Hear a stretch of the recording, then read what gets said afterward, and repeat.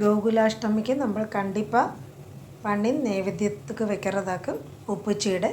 ரொம்ப சிம்பிளாக ரவை வச்சு எப்படி பண்ணுறதுனாக்கும் இன்றைக்கி இந்த வீடியோவில் காணிக்கிறேன். அதுக்கு ஒரு கிளாஸ் ரவை വറുക്കാത്ത റവയാക്കും എടുത്തിരിക്കാൻ. കൂടെ ജീരകം പിന്നെ പൊട്ടുക്കടല എടുക്കണം. പൊടി ഇരിക്കാനാ പൊടി എടുക്കില്ല. ഇപ്പം എങ്കിட்ட പൊടി இருக்கிறது കൊണ്ട് நான் பொடி எடுத்திருக்கேன். கூட 2 ടീസ്പൂൺ അരിശിപ്പൊടി. ഇതെല്ലാം മിക്സി ജാറിൽ പോട്ട് നന്നാ എത്ര നൈസാக പൊടിക്കാൻ முடியுமோ അത്രയും നൈസാக പൊടിച്ചെടുക്കരുത്. ജീരകം, പൊട്ടുക്കടല, അരിശിപ്പൊടി, വറുക്കാത്ത റവ മിക്സിയിൽ പോട്ട് നന്നായി ഇതുപോലെ നൈസാக പൊടിച്ചെടുക്കരുത്.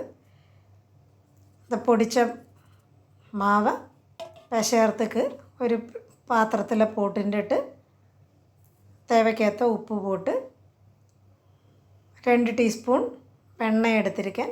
കട്ടിയാന വെണ്ണയ്ക്കും ഇപ്പോൾ എടുത്തിരിക്കാൻ. അത് നന്നായി പിശഞ്ച് തേച്ച് പിടിക്കപ്പെട്ട അന്ത രീതിക്ക് മാവ് പിശഞ്ചെടുക്കരുത്. കൂടെ ഒരു 1/2 ടീസ്പൂൺ കായപ്പൊടിയും പോട്ടിരിക്കും. ഇതുപോലെ നന്നായി മിക്സ് പണി പിടിക്കരുത്. വേണമെന്നാൽ ഇതിൽ എള്ള് പോട്ടുக்கலாம், വെള്ള എള്ള്. ഞാനിപ്പോൾ இந்த ചീടയിൽ പോട്ടിട്ടില്ലേ. கொஞ்சம் கொஞ்சமாக ജലം തെളിച്ച് വേണം ഇത് പിശഞ്ചെടുக்கிறதுக்கு. പിശഞ്ചെടുക്കുമ്പോൾ கொஞ்சம் സോഫ്റ്റാக നമുക്ക് പിശഞ്ചെടുக்கலாம். റവയാക്കും. അത് ഇരുക്ക ഒന്ന് കട്ടിയാവും. கொஞ்சம் கொஞ்சமாக தண்ணி விட்டு தேவைக்கேற்ற தண்ணி எത്രയാക്കും பார்த்துட்டு இதுപോലെ கொஞ்சம் സോഫ്റ്റാக ഡോ മാവ് പിശഞ്ച് വെക്കണം. ഇപ്പോൾ എടുത്ത ഗ്ലാസ്സിൽ கொஞ்சம் വെള്ളം ബാക്കിയും இருக்குது. ഇതുപോലെ ഒരു അരമണിക്കൂർ ഒരു പാത്രം വെച്ചോ നനഞ്ഞ തുണി വെച്ചോ അടച്ച് മാറ്റി വയ്ക്കില്ല. അപ്പോൾ റവ എന്താ വേണ്ട വെള്ളമെല്ലാം നന്നായി ഉറിഞ്ചി എടുക്കുകയും ചെയ്യും. തിരുപ്പി എടുക്കുമ്പോൾ മാവ് கொஞ்சம் കട്ടിയായിരിക്കും. അപ്പോൾ കയ്യിൽ നന്നായി ഇതുപോലെ വെള്ളം തൊട്ടിട്ട് പിശഞ്ചെടുക്കരുത്. தேவையான கொஞ்சம் தண்ணி கூட விட்டுட்டு പിശഞ്ചെടുക്കണം. പിശഞ്ചെടുത്തിട്ട് ഇതുപോലെ ഉരുട്ടുறது 3 വിരൽ വെച്ചിട്ട് അധികം പ്രസ് பண்ணாதக்கு ചീടയ്ക്ക് ഇതുപോലെ ഉരുട്ടിയെടുക്കണം. അപ്പോൾ അത് പൊട്ടവേ ചെയ്യാതെ. இந்த ചീടയിൽ നമ്മൾ ഉഴുന്നുപൊടിയൊന്നും പോട്ടിട്ടില്ലാത്തത് കൊണ്ട് നമുക്ക് ധൈര്യமாக പൊരിച്ചെടുക്കുകയും ചെയ്യலாம். ഇത് പൊട്ടാതക്ക് നമുക്ക് കടക്കുകയും ചെയ്യും. എല്ലാവരും இந்த ചീട ഒന്ന് ട്രൈ பண்ணி பாருங்க. എല്ലാ ചീടയും ഇതുപോലെ ഉരുട്ടിപ്പോട്ട് ഒരു അരമണിക്കൂർ സമയം ഇരിക്കാനാ ഒന്ന് കായ വിടല. അത് കഴിഞ്ഞ് ഓരോരോ ബാച്ചാ നമുക്ക് പൊരിച്ചെടുക്കല. പൊരിച്ചെടുக்கிறதுக்கு എണ്ണയിൽ ആദ്യം ഒരു ചീടയെ പോട്ട് പാക്കരുത്. എണ്ണ ரொம்ப ചൂടാവപ്പെടാതെ ഇതുപോലെ മീഡിയമായിട്ട് ചൂടാന എണ്ണയിൽ വേണം ചീടയെ പോട്ട്. ഇപ്പം கொஞ்சம் கொஞ்சமாக തള വറത്. അതിൽ ഒരു ആദ്യത്തെ ബാച്ച് கொஞ்சமாக போட்டிருக்கேன். ഇടയ്ക്കിടയ്ക്ക് ഇതുപോലെ കിളറി.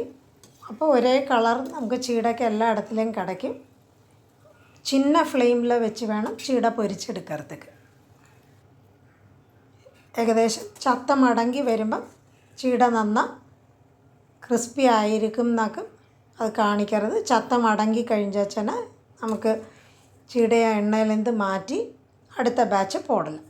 അടുത്ത ബാച്ച് പോടുമ്പോഴും നമ്മളിപ്പോൾ ആ എണ്ണയുടെ ചൂട് കറക്റ്റാക്കുമ്പോൾ പാത്തിക്കണം. ഇപ്പോൾ ചൂടായിട്ടുണ്ടെന്നെ ഗ്യാസ് ഓഫ് ചെയ്തിട്ട് ചീടയെ പോടുമ്പോൾ ഒരു ചീടയെ പോട്ട് കറക്റ്റാக அந்த சின்ன சின்ன பபிள்ஸ் வரதா பார்த்துட்டு നമ്മൾ ഇതുപോലെ വറുത്തെടുത്തോമെന്നാൽ കറക്റ്റ് കളറിൽ എല്ലാ ചീടയും കിടക്കും. അടുത്ത ബാച്ച് കാനാലും ഒരു ചീട ഇതുപോലെ പോടുമ്പോൾ കറക്റ്റായിരിക്കും ചൂട്. ഇപ്പം 3 ബാച്ചാത്താണ് ഞാൻ വറുത്തിരിക്കാൻ. ലാസ്റ്റ് ബാച്ചിൽ கொஞ்சம் കൂടെ കൂടുതൽ ചീടയെ പോട്ട് വറുത്തെടുക്കാറുണ്ട്. ലാസ്റ്റ് ബാച്ചിൽ கொஞ்சம் നിറയെ ചീടയെ പോട്ട് വറുത്തെടുത്തിരിക്കുക. ചീടയെ പാക്കുമ്പോൾ തെരി നല്ല ചത്തമായിട്ട് നല്ല ക്രാക്സും ഇരിക്കും. കയ്യാൽ പൊട്ടിച്ചെടുக்கிறതന്നെ നമുക്ക് എളുപ്പം പൊട്ടിച്ചെടുക്കപ്പെട്ടത് ചീടയാക്കും. റവ വെച്ച് പണിനത് കൊണ്ട് ഇതിൽ ഉഴുന്നുപൊടിയൊന്നും ഇല്ല. അപ്പോൾ ഇത് നമ്മൾ പൊരിക്കുമ്പോഴും പൊട്ടാതെ എല്ലാവരും இந்த ചീട ഉപ്പ് ചീട ഗോകുലാഷ്ടമിക്ക് പണി പാരുങ്കോ. വീഡിയോ പിടിച്ചതാനാണ് ലൈക്ക് ചെയ്യുങ്കോ, ഷെയർ ചെയ്യുങ്കോ, സബ്സ്ക്രൈബ് ചെയ്ത് സപ്പോർട്ട് ചെയ്യുങ്കോ.